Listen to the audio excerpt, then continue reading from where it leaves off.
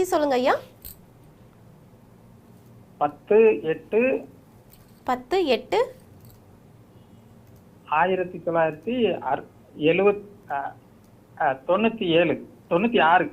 1996. பிறந்த நேரம்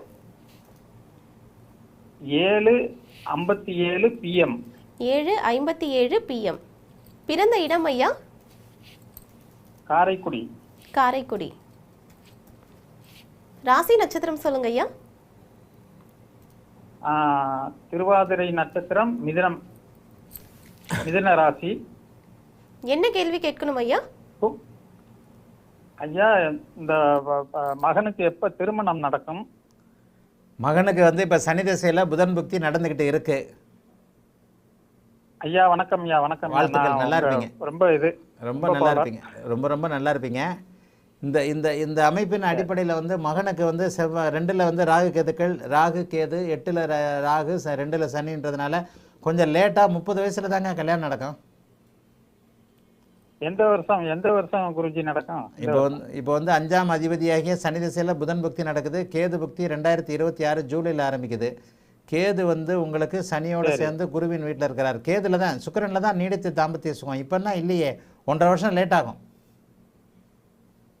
சரி, 1.5 வருஷம் லேட் ஆகும். சொந்த தொழில் எப்ப அமையும் குருஜி? சொந்த தொழில் கூட புதன் புக்தியில் இல்லைங்க. சரி. சொந்த தொழில் கூட அட்டமாதிபதியாக தான் வெளிநாடு போகும் வாய்ப்பு இருக்கா?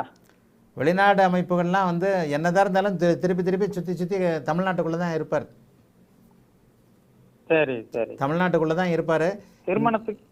திருமணம் வந்து கேது பக்தியில் குடும்பாதிபதியோடைய வீட்டில் உட்காந்து லக்னாதிபதி 12ஆம் அதிபதியோடைய இணைவில் இருக்கக்கூடிய கேது பக்தியில் 2026 ஜூலையில் நடக்கும்.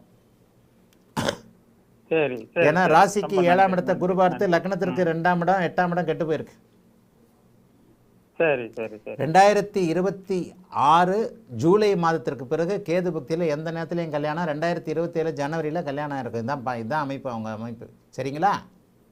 சரி. அப்ப சொந்த தொழில் வந்து புதன் பக்திக்கு அடுத்துதான் கேது பக்தியில தான் அவருக்கு நல்ல மாற்றங்கள் ஏற்படும். ஆமா, கேது பக்தியில தான் அவருக்கு மாற்றம்.